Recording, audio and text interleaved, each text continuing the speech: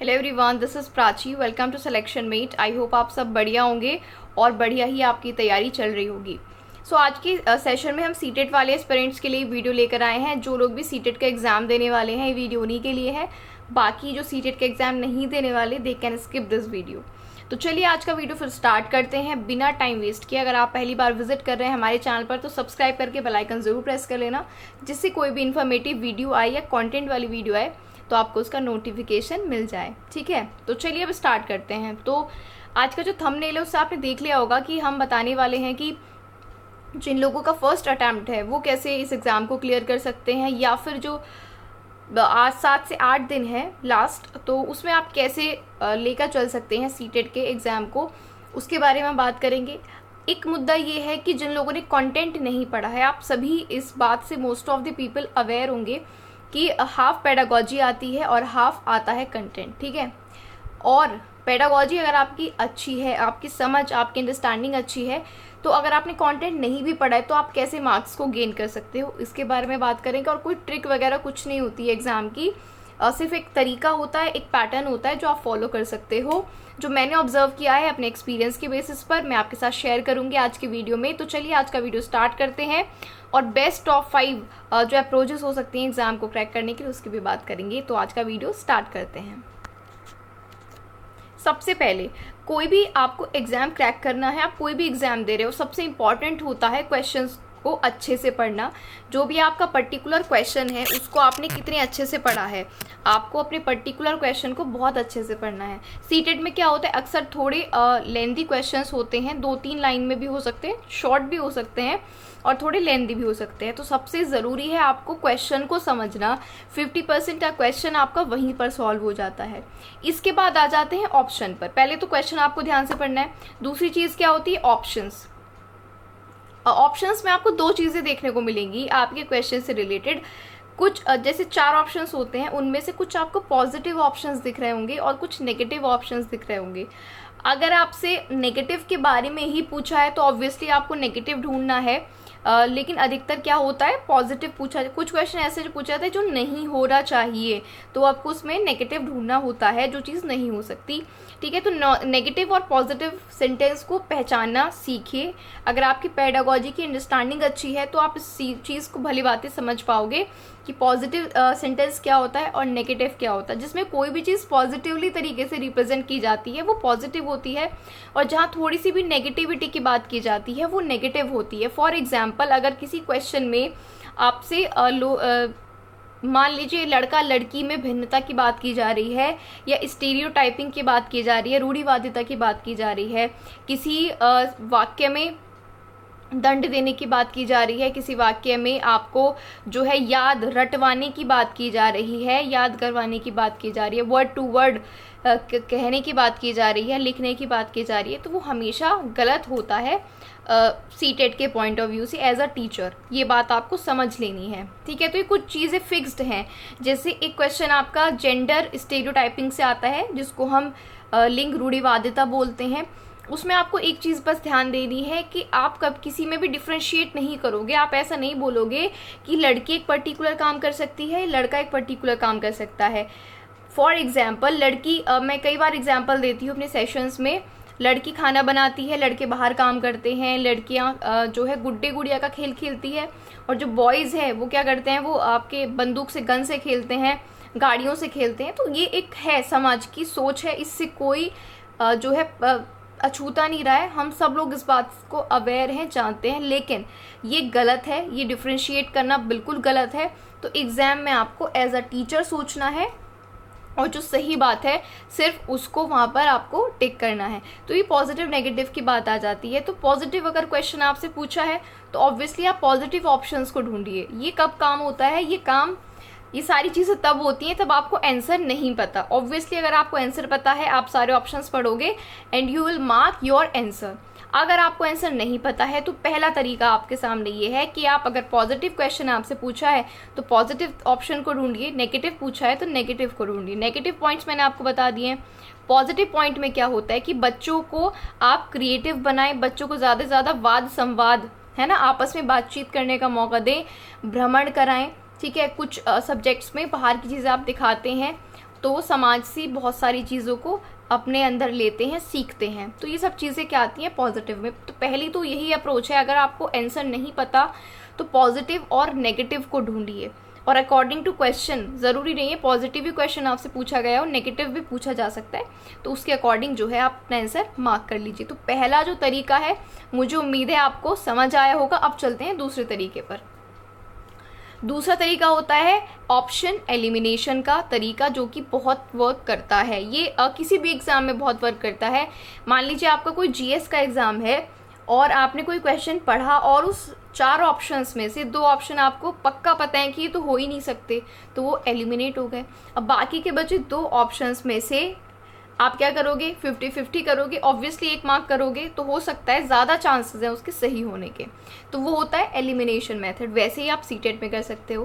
Question पढ़ने के बाद जब आपने ऑप्शंस को पढ़ लिया तो आपको लगा कि यार ये तो हो ही नहीं सकता है ना, ये भी नहीं हो सकता, तो इस तरह से आप एलिमिनेट करो।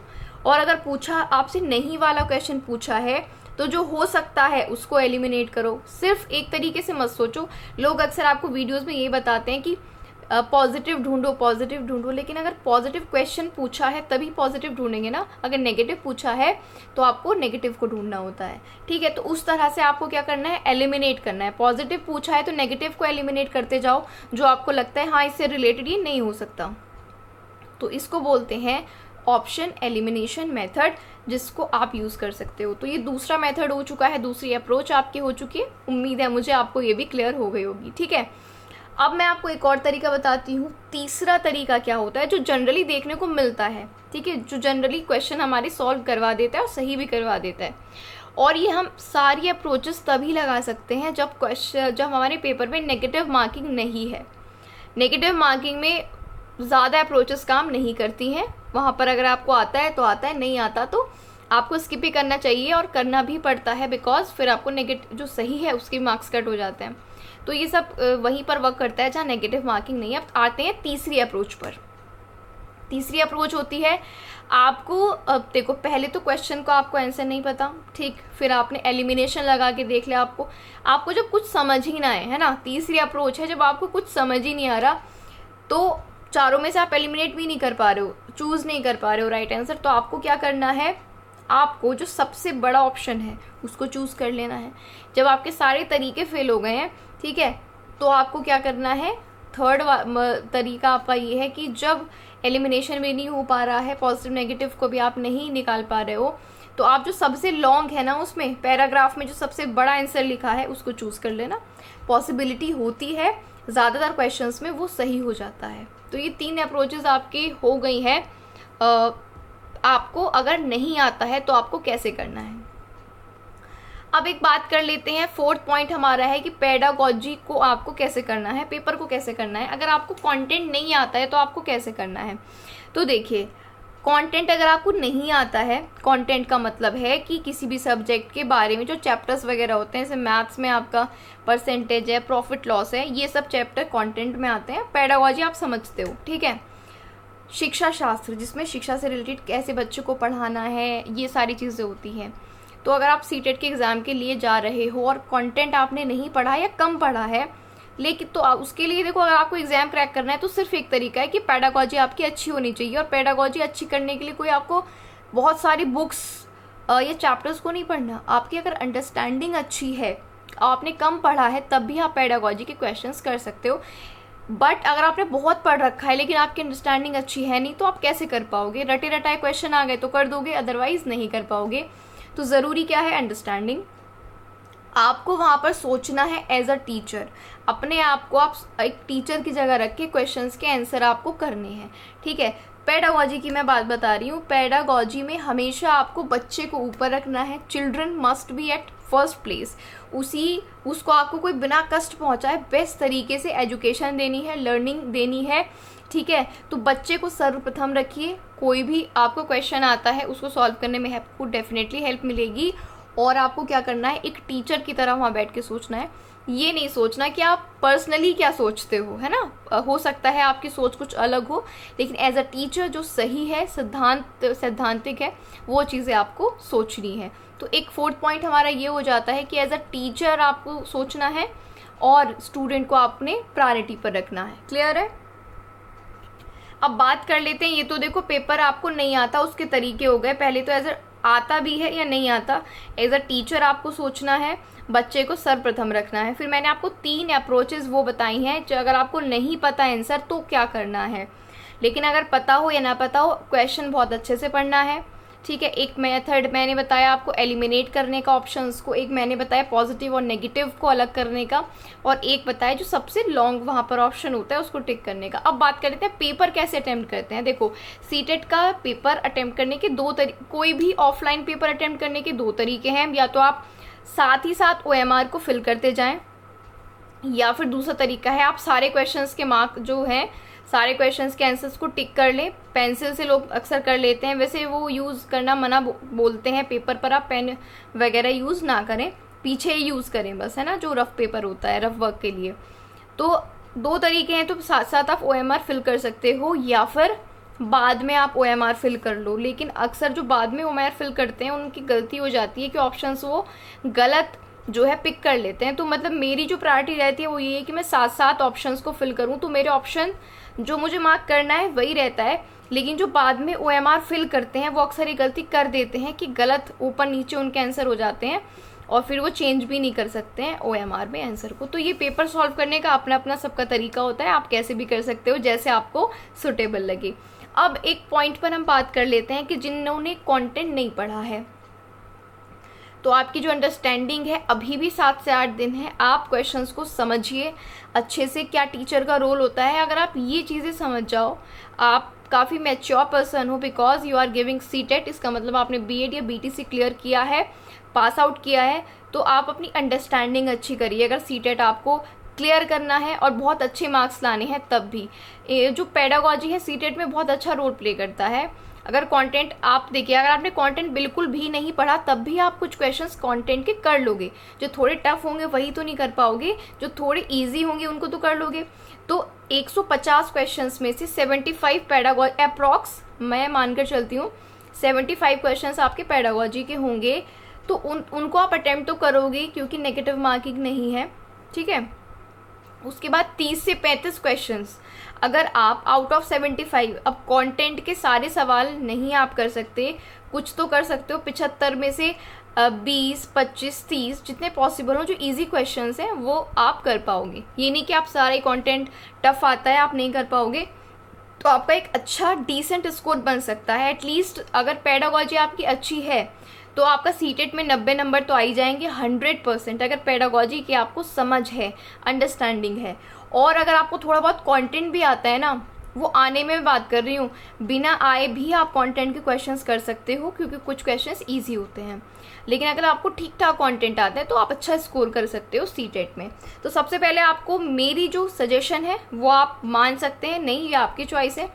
सबसे पहले आपको पेडागोजी के ही क्वेश्चंस करने चाहिए, या फिर आप ऐसे भी कर सकते हो चैप्टर वाइज करते जाएं, लेकिन उसमें पहले पेडागोजी करो फिर कंटेंट वाले पार्ट को करो। इसके बाद जो कंटेंट है, पहले पेडागोजी आपने कर लिया, अब कंटेंट के वो सवाल आप करिए जो आपको आते हैं।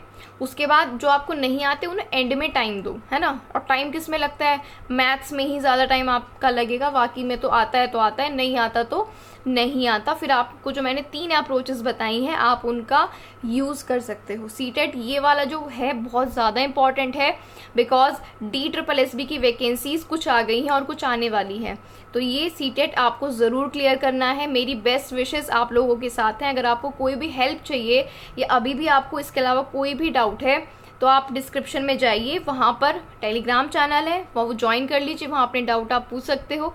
कमेंट बॉक्स में भी लिखकर अपने डाउट्स आप पूछ सकते हो। तो ये मेरी तरफ से एक छोटी सी इन्फॉर्मेशन थी आपके लिए। सीटेट आप क्लियर कर सकते हो अगर आप किसी भी लेवल पर हो।